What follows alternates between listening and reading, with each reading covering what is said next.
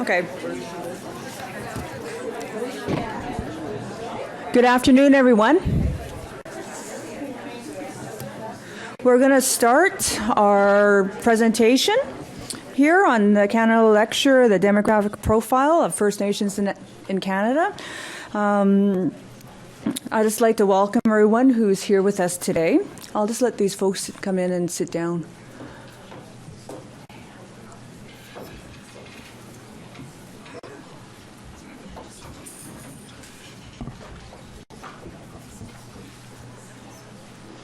Okay.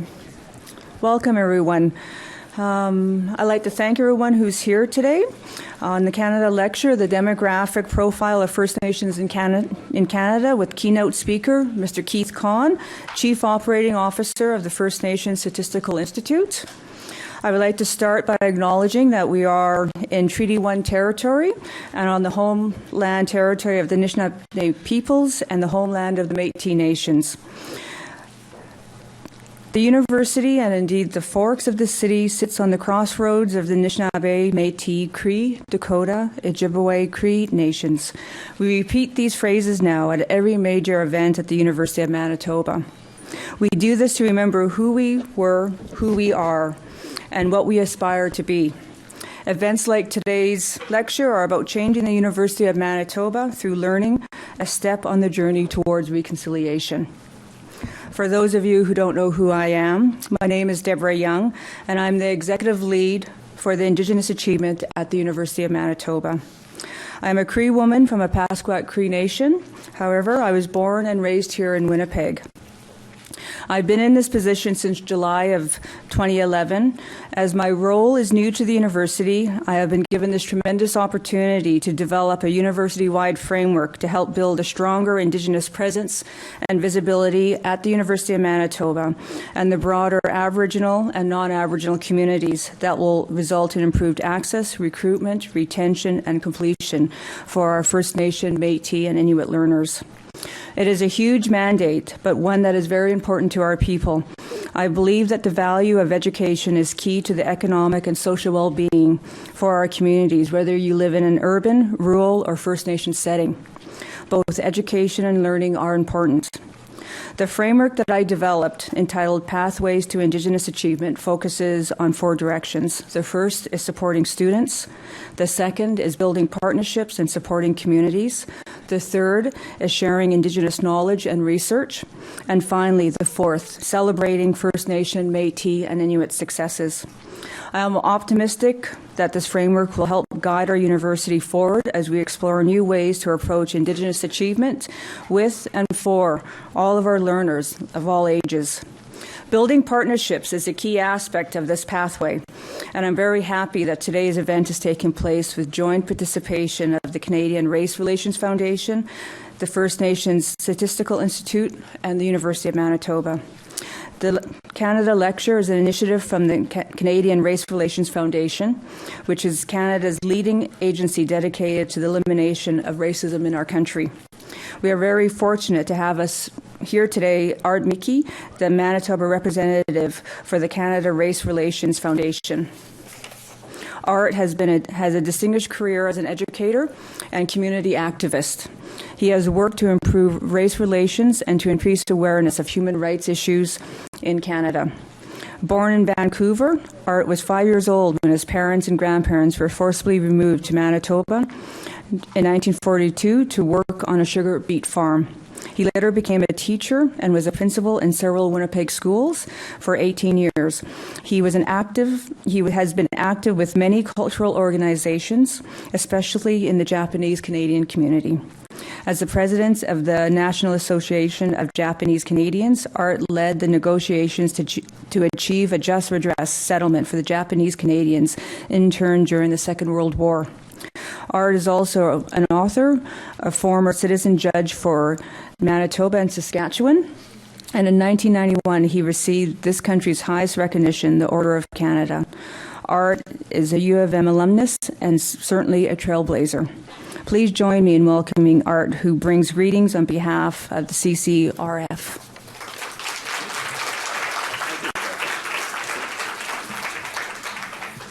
Thank you very much, Deborah.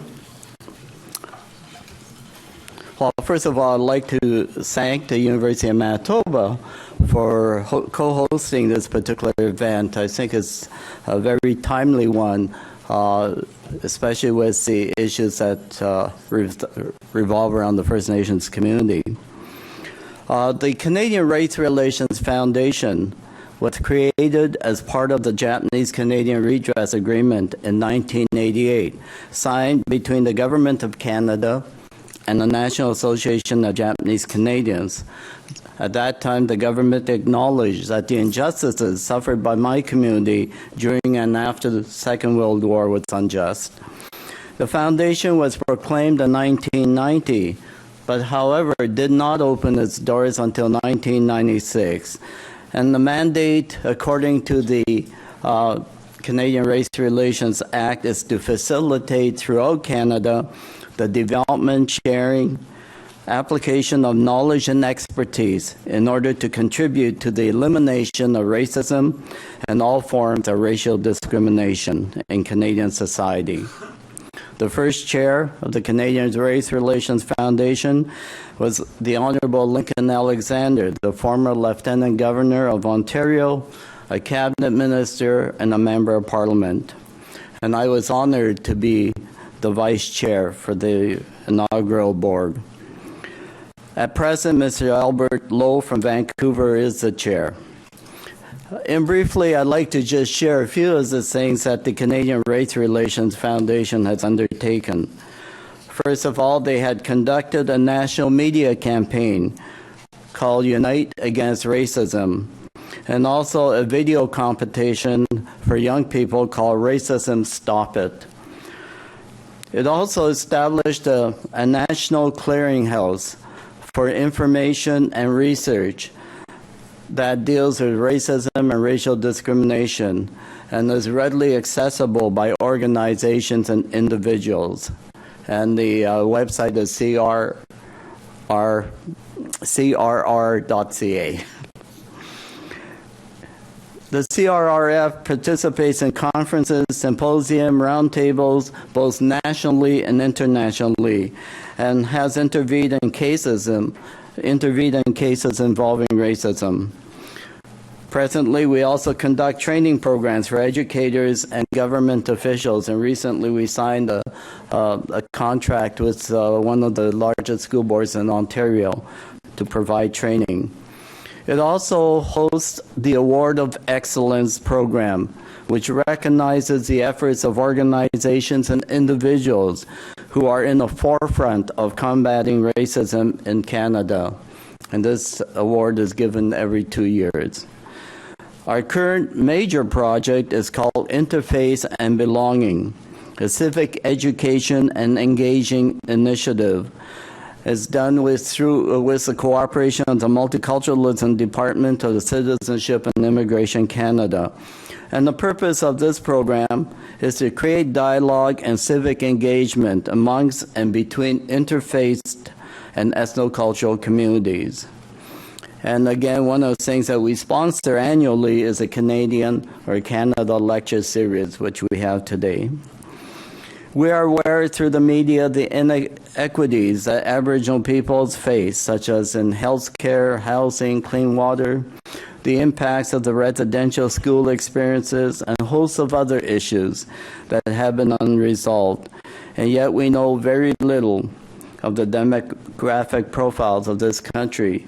So this afternoon, we're very pleased to have Keith Conn with us, the Chief Operating Officer for the First Nations Statistical Institute.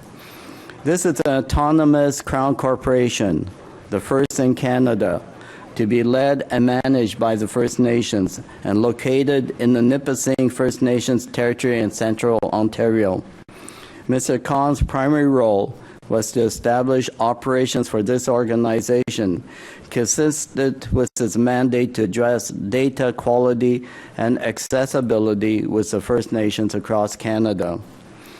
Prior to joining the Institute, he served as Director General for Aboriginal Affairs, Human Resources and Skills Development Canada. His primary role was to oversee the Aboriginal Human Resource Development Strategy a $360 million skills and training program for First Nations, Métis, and Inuit people. Keith has also held senior positions in programs and policy development in the First Nations and Inuit Health Branch of Health Canada. He served as Director General for Community Health Programs and the Chief Executive Advisor to the branch. He had the pleasure of working with the Assembly of First Nations in the late 1990s under the leadership of the National Chief Ovid McCready, in various roles, including Environmental Policy Analyst and Director of the AFN Health Secretariat. Keith is a Cree, born and raised in the First Nations community of Moose Factory in Ontario, and attended social sciences programs at Laurentian University in Sudbury. So how about joining me in welcoming Keith Conn this afternoon to address our group. Thank you, Keith.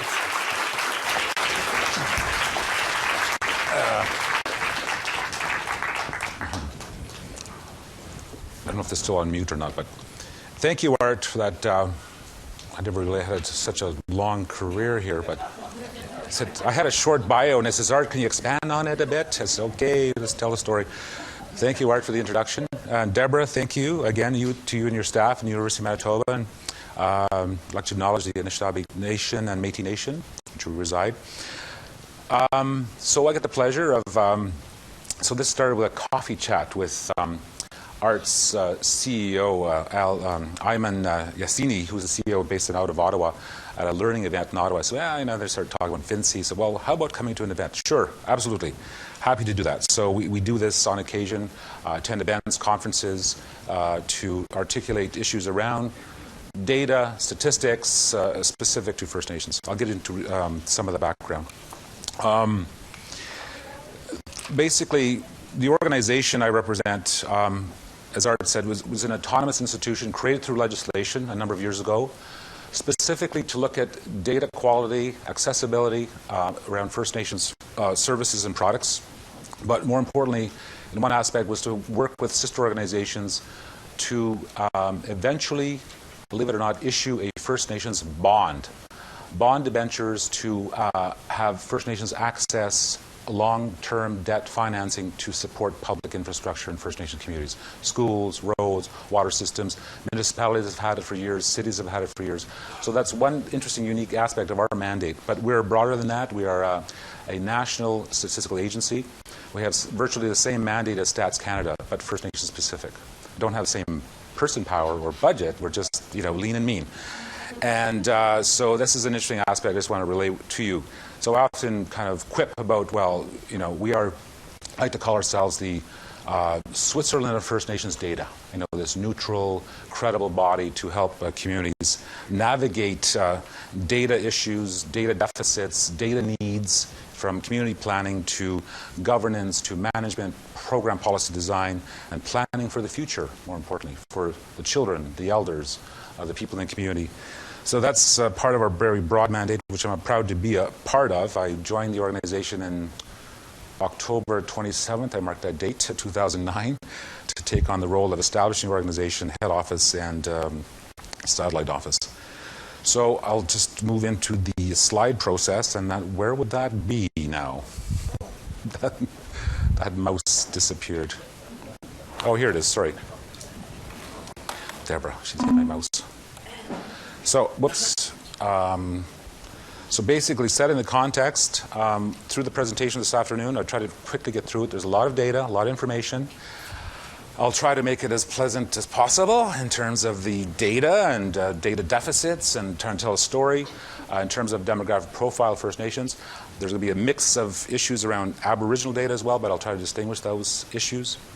So we'll be covering off a number of areas: labor market, health, housing, some of the things you may have heard of before, or may have learned. Maybe there's an opportunity to actually pick up some new things, new information. Key findings, and then what's our approach? What is our relativity to some of these issues around data?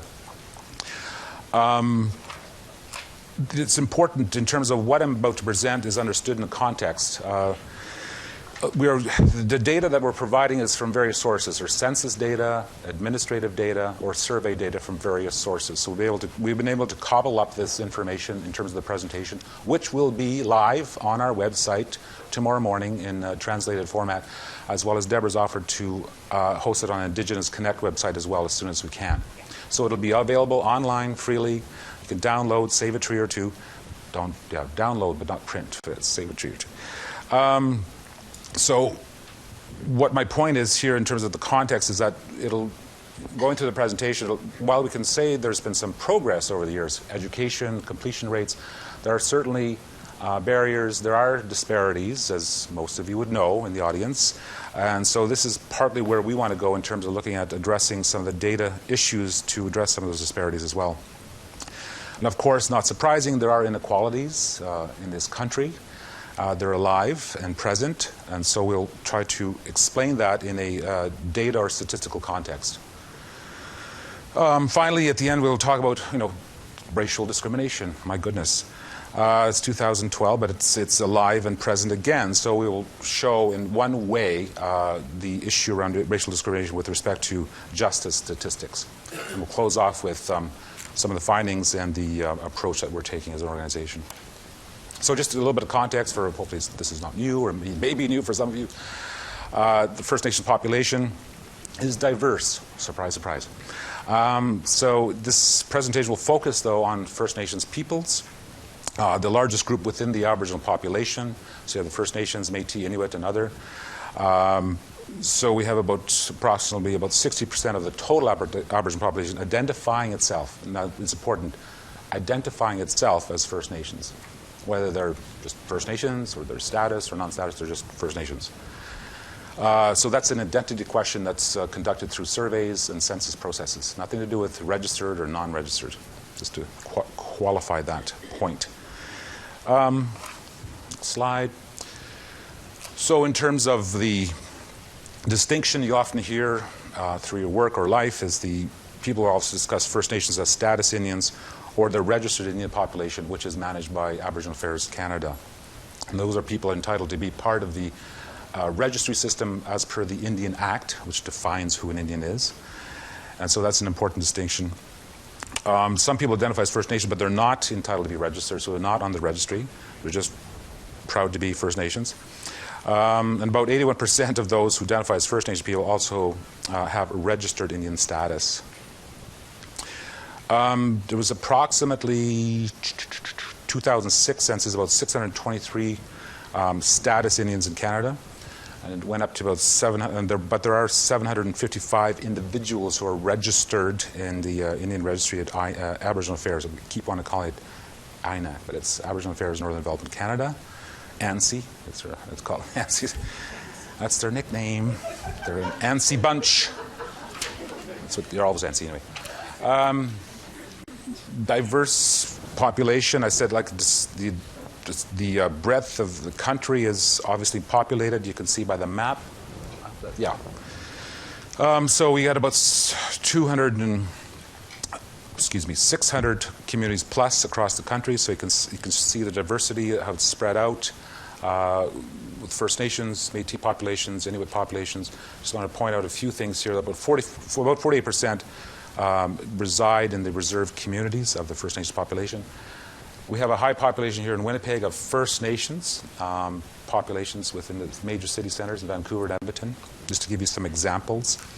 Like I said, in terms of the census itself in 2006, there was 26,000 First Nations persons, but the overall population, I think, was in excess of 68,000 within the Winnipeg area. It's probably closer to 70,000. Now again, census being, it's a point in time on a particular day of taking the census, so you're going to miss a whole population that's moving in, moving out. On the homeless population is another example, completely, devoid of the. So you could imagine about 70,000 plus in my humble estimation. Population's growing exponentially. It's not surprising to most, specifically in the Aboriginal community itself, but I'm focusing on First Nations. Higher birth rates have contributed to an extraordinary growth And from 96 to 2001, the fertility rate of First Nations women was about 2.9 children compared to 1.5 children amongst non-Aboriginal Canadians.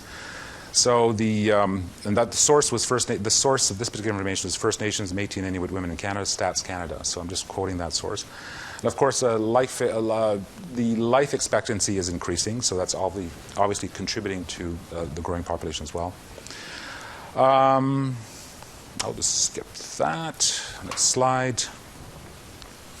Median age, of course, again, I hope there's not too many wild surprises in this audience that First Nations people are younger than the non-Aboriginal population, but that'll peter off at some point in time. You can't be young forever, right? You got to grow and get old. And so, I mean, the median age First Nations population living on reserve is about 23.3 years of age. Over 16 years younger than the median age of the non-Aboriginal population of 39.7 years. So the median age refers to the point where half the population is younger and half is older. And so it's easy to see how this would play into education planning, family formations, housing, labor force development. So these are important aspects of why there'll be a priority and focus on a youthful population in this day and age. The prairie provinces in particular, Manitoba, Saskatchewan, Alberta, would have young populations in reserve communities. The median age, I think, is living in reserve communities in Saskatchewan was 20 years compared to 41 years of age in the non-Aboriginal population. And so it's similarly in Manitoba, the unreserved population average age 20 years old compared to the 40-year-old club like Deborah and I are joining. No, I'm just kidding. She's under 40. Population pyramid. So this bulge, so the red lines are the Canadian context in numbers. So this bulge is obviously population. The bulge in the pyramid indicates the age group is where the population is concentrated. So you can see the concentration in the blue. First Nations male, female. At the bottom is quite significant compared to the red line Canadian non-Aboriginal population average. Sharp contrast, sharp contrast. Slide. Employment. We've seen some increases in employment, some progress. I think we've got some interesting data to show that the participation rate, my point in my old life in skills development training, Human Resource Skills Canada, was the willingness to work was not an issue because the participation rates and the data showed that people ready and willing and educated were working, are working. It was a human capital issue around literacy, essential skills, and education to get into the labor market. That's the challenge, and that was partly why the Aboriginal skills, Aboriginal Human Resource Development Strategy was created in the first place. So, but we've seen some nice moderate increases in terms of good participation rates, but the employment rate still is still a challenge as it's been increasing. However, the increases are modest. In 2006, it was 51.9% of the registered Indians living on reserve were employed, up from 50.1 in 2001. So it's rather modest, to say the least. So obviously there's a diversity of situations across the country in terms of economic base, opportunities. So it obviously affects employment levels. But however, the chart demonstrates that the employment rates of registered Indians living on reserve remain lower than those of the non-Aboriginal population in each and every region.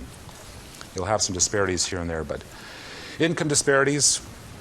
When examining income data, it becomes clear that disparities exist between First Nations people and other Canadians. Nationally, the median income of status Indians living in reserve communities was $11,229, compared to, that's the latest data available in 2005, compared to the which was less than half their non-Aboriginal counterparts. Now, NWT, a little bit of a disparity up there, looks kind of wildly outrageous, but the median income in NWT is approached about $50,000.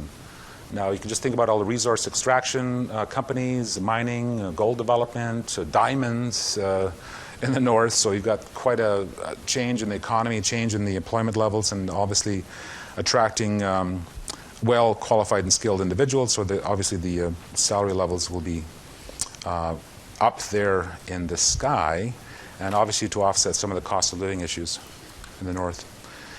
Health, I mean, we just picked diabetes. It was one of many, many health issues facing Aboriginal peoples and First Nations peoples alike.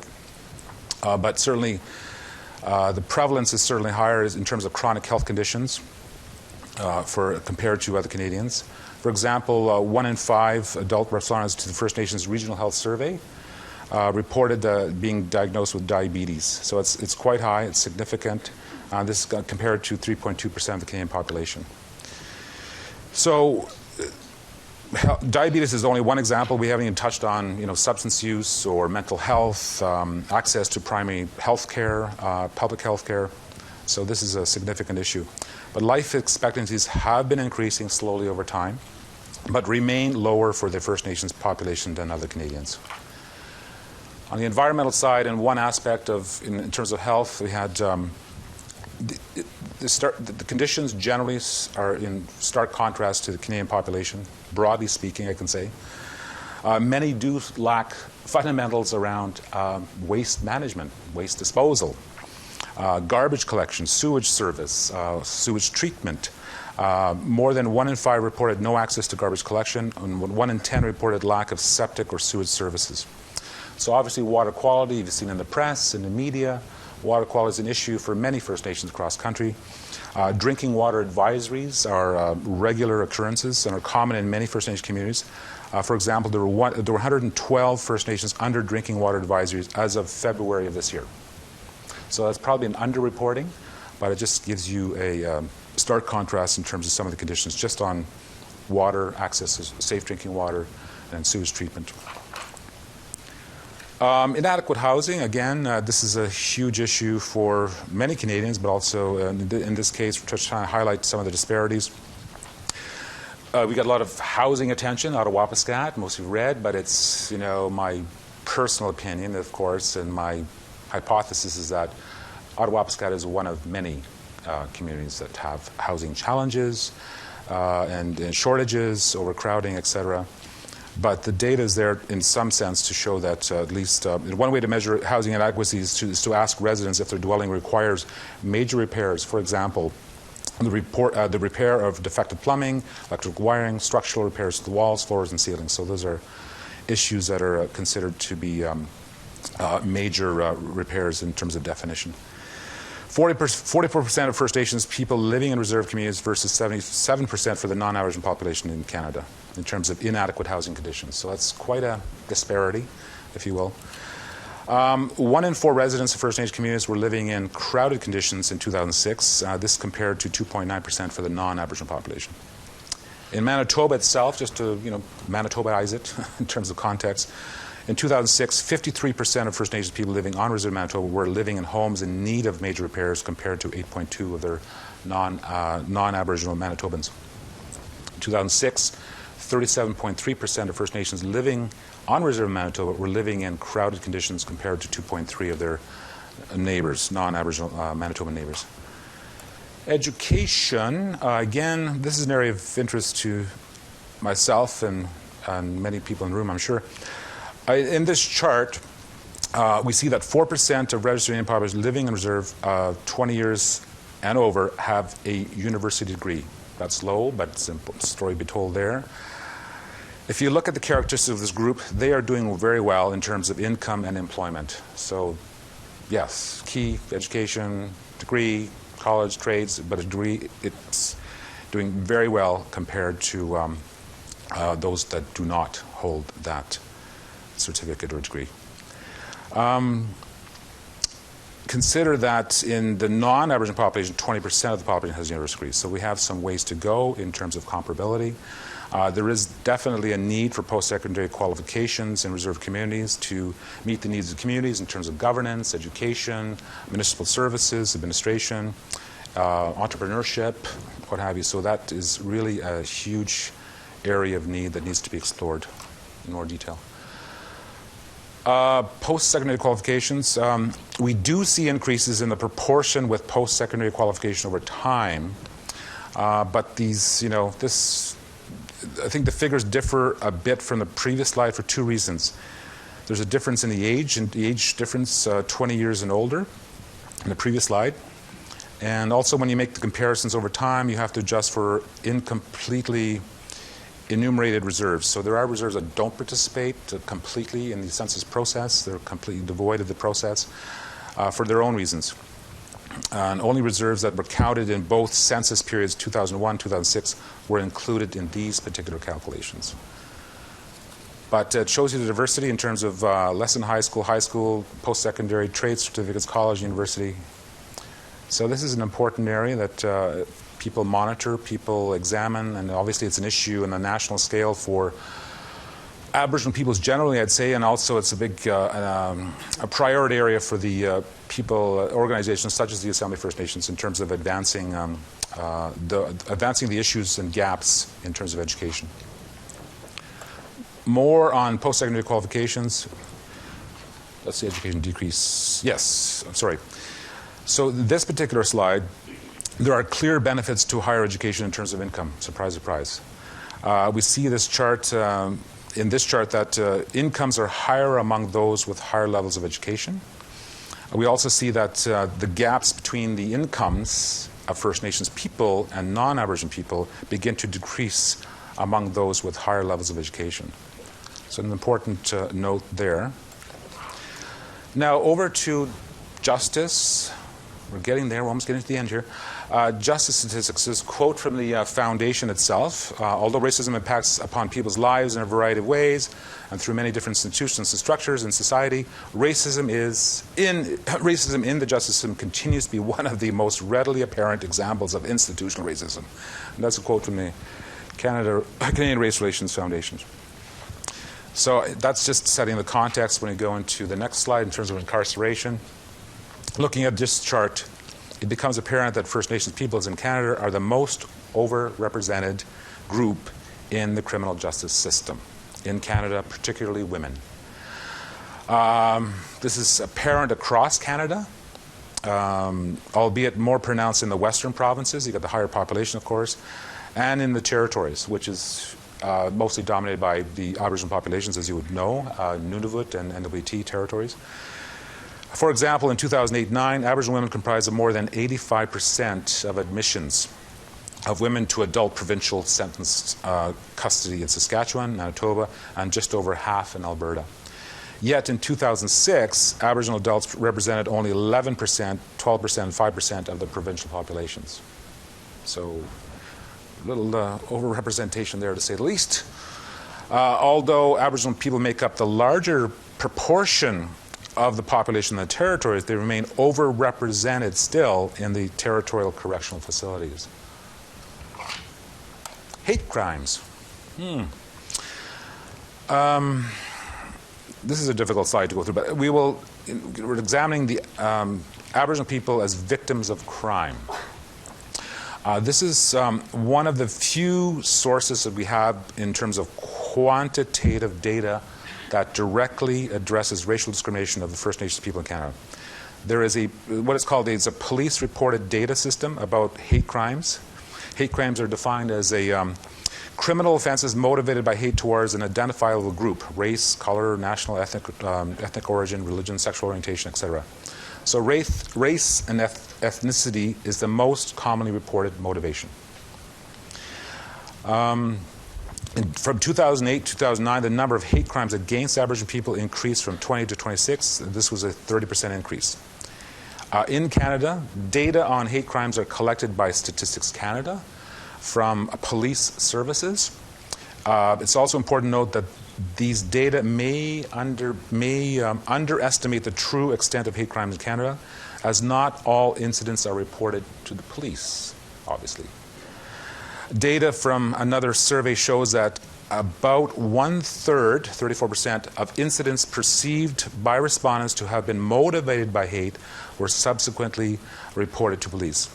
But it's also important to note that the number of hate crimes against Aboriginal people may be underreported due to the unavailability of data from police services in the territories and the prairie provinces, where the proportion of Aboriginal people the proportion of Aboriginal population in Canada is highest.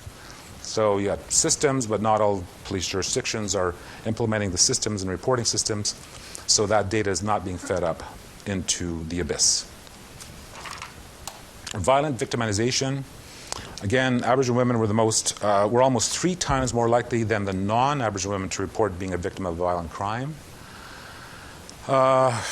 in 2009, close to 67,000, or 13% of all Aboriginal women aged 15 and older living in provinces stated that they have been violently victimized. Overall, Aboriginal women reported experiencing close to 138,000 incidents of violence and were almost 3 times more likely than non-Aboriginal women to report having been a victim of a violent crime. This was true regardless if the violence occurred between strangers or acquaintances or within a spousal relationship. Most of these incidents were not reported to police or any other formal victim service organization. 70% of the Aboriginal victims of non-spousal violence and 69% of Aboriginal victims of spousal violence did not report the incident to police. Instead, most Aboriginal women chose to confide in an informal way or to an informal source, such as a friend or family member. So we're getting to the end, folks. Key findings, and not surprising, but they have to be stated in a way. So the First Nations population in Canada is diverse, young, growing. The world is complex. So is the Aboriginal population, First Nations population in particular. Inequalities in social and economic conditions persist between First Nations people and communities when compared to other Canadians. The statistical evidence in the area of justice points to ongoing institutional racism perpetuated against Aboriginal people. So this is our limited analysis from a neutral standpoint as a stats agency. We're not a policy advocacy organization. We're presenting the data from the different sources, but we're making certain analysis to a point in terms of some of the data that's we found and were able to access.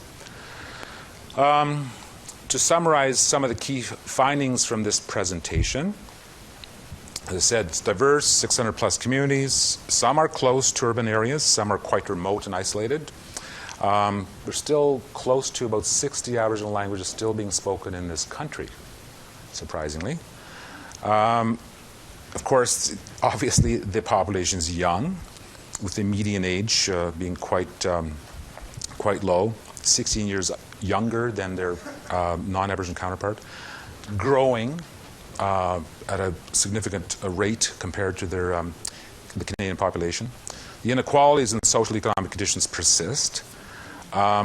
Statistical evidence in the area of justice points to an ongoing institutional racism, which is being perpetuated. So this is the conclusion.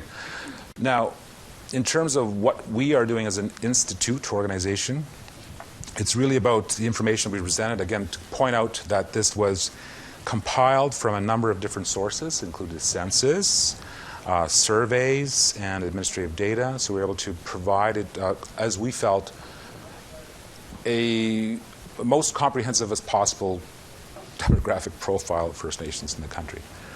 So this is why we've quoted and made points on various sources and with caveats and qualifications. While a wide range of information was presented, it is clear a number of data gaps exist. And it's partly our raison d'etre, our mandate is to look at some of those data deficits, those data gaps that we can fill working with First Nations communities and organizations. FNSI was specifically established to do just that, so that's an important aspect of my message here today. We work with communities, we'll continue to work with communities and with First Nations organizations and communities to try to improve their access to information that they need to make decisions, to create policies and programs, and of course for their own processes of accountability to their communities, to their citizenship. Part of this work of enhancing statistical capacity, as we call it, is through working together, we will promote the use of statistics by communities and to provide training to increase that capacity. So our approach, that is, we're committed to working relationships with communities, organizations, academia. We establish protocol agreements of how we will work together, how we will uphold and respect the issues around privacy and confidentiality, around any data that could be very sensitive in the gathering process. So this is articulated through very detailed agreements and language, so that there's clarity on roles, responsibilities. The data is owned by the community, it's managed by the community, and then what is our role in terms of the analysis and in assistance in gathering that data. And obviously ethics and ethics standards, ethical practices and standards are fundamental in terms of our work and organization. We need to be clear what that is. What does it look like from a principle standpoint? What does it look like in terms of an operational standpoint? How do you implement that? So in terms of these partnerships, collaborations, those are nice words, but how is it translated in practical terms to maintain privacy and confidentiality of communities? That was a big issue. It's a big issue for all Canadians, let alone First Nations, I should say. In terms of data, who owns it, who holds it, how is it used, how is it managed, how is it publicized or not. So these are all important questions that were raised in our engagement process with First Nations and First Nation organizations in terms of environmental scan we conducted last year. So that is a message that we relate to all audiences, all stakeholders. So we're building a culture of privacy and confidentiality, both within the organization but also with communities. We should never assume that communities automatically have a regime or a philosophy around privacy and confidentiality, so they too are in a learning process in some situations. So that really is it. We have this lovely website, as you say. A lot of work went into this website, and I'm just flashing it because I'm self-promoting, bad. And I got brochures too. And so this was done by actually our in-house staff, our youthful staff. They are youthful staff. I think I'm the older one of the staff. But it's been well received, a lot of good information. You got to check it out if you have any time to Google. I'm sure most of you do. I do. So, there's a lot of good information in terms of an Aboriginal portal. We are becoming this little go-to source for First Nations data. We do actually have an Aboriginal/First Nations data inventory. We went around and interviewed all the federal departments and agencies, and we came up with 200 plus databases. And you can go on site with a navigation tool to help you find certain data. So that's one little service I'd like to put a plug in for. And we have a brochure here to kind of concisely define who we are, what we're doing, how we're doing it with communities, and to provide, I think, meaningful. So my closing remark is, despite the complexities around data and statistics, I always, data, knowledge, power, those are important things that we've spelled out in our brochure and our mandate. Communities are coming to us, leadership's coming to us, technicians, researchers. They want good data quality so that they themselves can tell their own stories with their people, with their communities, with their elders, with their youth. Showing accountability, showing results, measuring performance in terms of their own education systems. We've been getting together, for example, with a bunch of education directors on Ontario, First Nations education directors. They themselves want to design a performance management framework for their education system from K to 12. How is it doing? Why is it doing well? Why is it not doing well? What indicators should we be tracking in terms of measuring progress and results? So people are coming to us from the community about data and statistics, providing frameworks for data measurement. And so that's an important, interesting aspect of our growth and development as an organization. So we're responding to communities that are defining for themselves what they want, what they need, what they desire, not what somebody else is telling them to do or fill out or capture or track. So this is a fascinating aspect of our work in the organization. We also, one little last remark is the response rate is incredible with the number of First Nations projects we're working with at the moment, across the country from communities to regional scales, provincial-wide.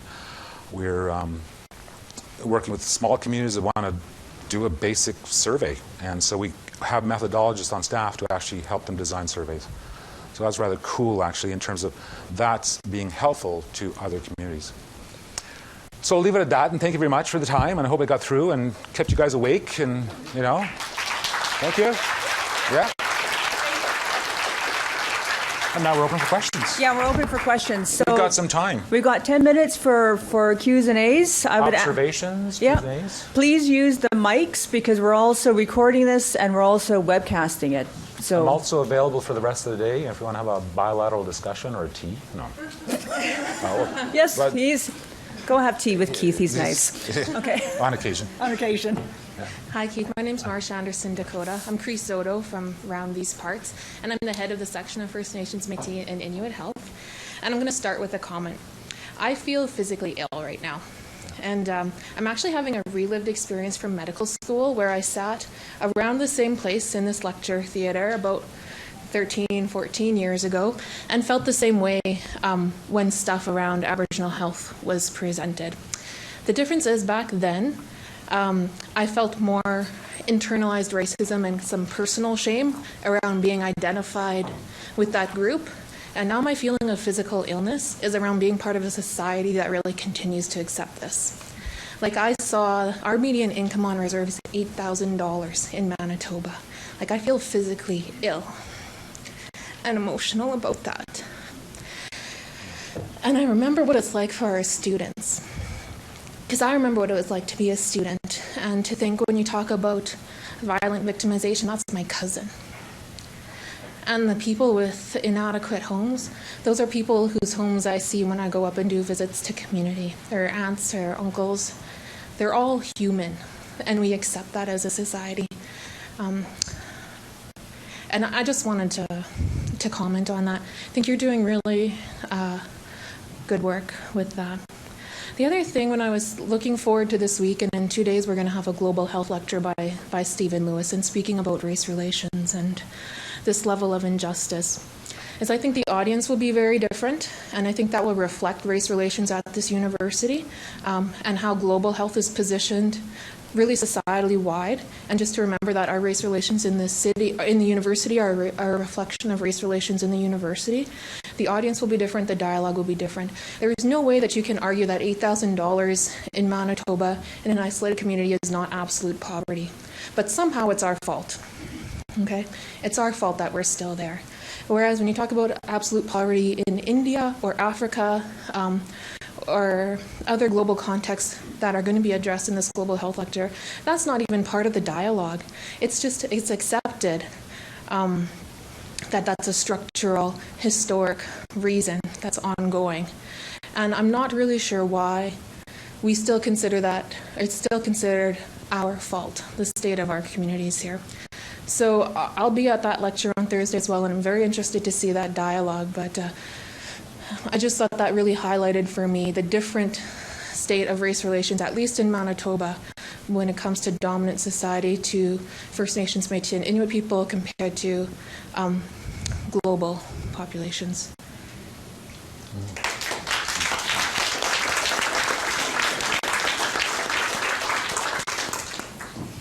No, thank you for that comment. Just, I hear you. As an organization, I mean, we're presenting the facts, the data, and it's not a very pleasant story to tell. So we hope that it's useful for the policy advocacy work of organizations like the AFN and others, and for even the Métis in some elements of some of the data. So we're getting there, and we're just getting it out. We're just putting it out there because certainly there seems to be, if I can, the risk of saying something, there's an adversity to actually telling the story with some facts and figures here, despite the gaps in it. And with this shift, well, it's public knowledge. I mean, the government has shifted from a mandatory long-form census to a voluntary household survey, which I'm not sure of the uptake there. So that really alerts me and concerns me about more data gaps, because I'm sorry, I mean, when it comes to a voluntary survey, it just kind of might go into the black box. That's just a hypothesis, not fact. I don't have any evidence of that. But Deborah? No. That's Deborah question. No. That's Deborah. Just sorry. Yes, sir. My name is Joel Kettner. I'm from the Department of Community Health Sciences here at the medical school, and I'd like to thank you for the presentation. I'd like to build a little bit on Dr. Anderson Dakota's point.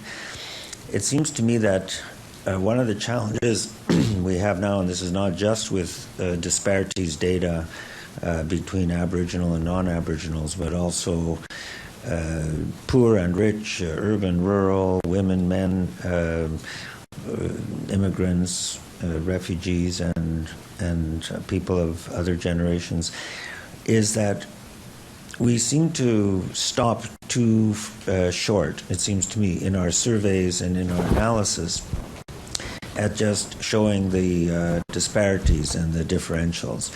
It seems to me the one thing that I would like to ask you about the ability that you think you have in your organization to do is show us trends so that we can be more clear on what progress we're making on these inequalities, as well as the snapshots in time, of which there was some of that information in your presentation. But really, I want to go from there to what I think is the hardest thing to measure, and maybe the most important. This is really a question to you, which is, what are the underlying knowledge, beliefs, attitudes, policies, and other maybe determinants of racism or determinants of inequalities that we need to understand if we're going to address these issues and reach the goal of elimination of racism in our society. So I wonder if that's data that you think is useful to try to get. How would we get it? Do we have enough of it? And is that something we need to add to the picture to understand what to do next? The short answer is yes. If I heard you correctly, I think, yeah, you raised a number of interesting points. There's actually our conferences and events, actually, in your first point, there's a lot of discussion in Ottawa and across the country and other parts of the globe, I think, around, you're right, it's getting wider, just disparities generally with the general population, the richer getting richer and the poor getting poorer, and there's this widening gap in terms of income disparities generally. I'm not sure where that's going, but trends certainly would be an important aspect. Part of our mandate is to look at trends and not just immediate analysis, but trends. Well, where is it going? Where is it going? You see some minor trends in terms of a minor improvement on employment. We got a ways to go. It's only gone up 1.9% in a 10-year span. So there's some openness and the need to delve deeper into trends analysis. Absolutely. Now, your question around determinants. I often think about determinants of health. That's another model, right? In terms of determinants of health is really predicated on your education level, your income level, and your housing conditions. If overcrowded, you can't eat well, make good choices. Obviously, that's going to impact your health, broadly speaking. That's a hypothesis, right? The research has shown that. But in terms of determinants of inequalities, I think I'll be honest with you. I'm limited in that knowledge or expertise in that area. I think that's something we would want to explore. I would press the foundation and arts represented here. But maybe they looked at some of these issues in terms of determinants of inequalities. To me, personally responding, not as from an organizational point of view, certainly it starts with the lack of education in society writ large, right? The whole concept that the Truth and Reconciliation Commission, for example, is trying to achieve is to educate the masses, educate society in terms of history and historical wrongs and disparities, and to develop a more harmonious country and in terms of reconciliation. That's one example I'm just sort of deflecting to, that just comes to the top of mind.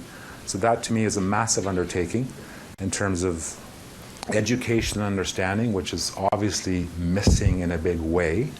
All you continue to see in mass media negativity and negative reporting. And as soon as there's a negative reporting on Aboriginal, there are data surveys that show that people turn the TV off once they start to see a clip or a story that's Aboriginal negative. They tend to turn it off. Don't want to hear more about it. And, so there's a societal kind of abnormality, I want to call it, I guess, in terms of embracing diversity, embracing other races, embracing founding nations in this country. So that's a personal statement, not an organizational statement. I digress. I better stop there. I don't know, maybe I'll put art on the spot, no, just kidding. But if I've tried to answer your question. I don't think I gave it justice, but I think, yes, I'd be happy to explore what areas of research or research questions we should be exploring around determinants of inequalities. I bet you that's a very niche field that hasn't been explored fully. Because you need to look at the whole picture, right? Yeah. So I think if I got your message, so I'm happy to explore that. U of M has got to give you some direction. Thank you for the presentation. My name is Barry LaValley. Barry. Yeah. How you doing? I'm the acting director for the Center for Aboriginal Health Education, and Marsha's my boss. One of the challenges around looking at data and providing data to audiences is that we don't go a little bit further and use a critical view around why the disparities persist. Yeah. One of the challenges really in trying to educate people about our communities is that we fall back onto very racist beliefs and ideologies about Indigenous peoples. And it really is, when you look at the definition of racism, it assumes that Indigenous people are genetically inferior, and that's why we have perpetuation of disparities. We can talk about determinants of health, but determinants of health really only frame what happens structurally to Indigenous peoples. And so the information has to go further. You have to have a belief that Indigenous peoples are not genetically inferior and that there are influences on the lives of our communities that actually make these disparities persist. And that is a hard sell, because the background framework from which we come from is racist in Canada, and people have a hard time understanding that. I teach in medicine here, and that's the biggest challenge I have, is trying to get people to reflect on themselves, that they in fact might perpetuate stereotypes about our community people, and in fact utilize our power, which should be therapeutic, in a way that can be viewed as racist by our community people. It's a very, very hard sell. So I think part of the analysis has to go further and look at how we position ourselves, right, in the context of Indigenous health. So I'm not asking you a question, but I'm just saying that part. I remember these lectures when I was in med school here a long time ago. They were damaging. They're very damaging to Indigenous people here, because we only get to see ourselves in the negative, and we don't get to see ourselves in the good light, you know. We live those stats. Most people don't realize that. Yeah. Thank you. Thank you, Barry. One more last question. Absolutely. Hi there, I'm Stevenson Strobel. I'm a medical student here, but previous to this I was an economist, so this might be kind of a niche question, but we'll see. I was curious, you mentioned a lot of stuff about human capital, but I was curious about sort of any specific interventions that you've seen that sort of produce economic stability in a lot of these communities. I mean, you mentioned natural resources as well, but at the end of the day, natural resources run out and you're left with nothing. In addition to that, I was wondering, some of the stuff coming out of the development literature in econ lately has been about property rights. And I was curious as to your take on property rights and how they fit into stability and sustainable economic development in these communities. Wow. I just want to observe Barry's comment earlier, too, in the same context of what was just asked. I mean, I had struggles coming here to present and to say, oh my God, it's more negative stats. And, you know, where's the story to be told? But I was asked to present that demographic profile. Those are the facts. What we haven't really done is we give you snippets of success, right? People do graduate. There are successes. There are entrepreneurs, business developers, biologists, people in medicine, people teaching, engineers. There are great successes out there. I met them all. I have in my past life, my current life. So that's not being told. And in terms of economic stability, in my limited experience, again, in my past life, working with the economic development file, skills development training, working with industry, it's a combination of things. That you need that economic base, the resources there, the leadership of the community and the engagement of the community that want to be involved and engaged in the development, have the skills and training that are necessary for those jobs, but also the leadership needs to have the economic acumen and leadership to actually execute these complex projects and negotiations, impact benefit agreements, revenue sharing agreements, so that the community can fully access and take opportunities from the potential activity. So I think it's a combination of factors. There's a lot of economic data that's missing, major gaps, let alone what we've discussed here today.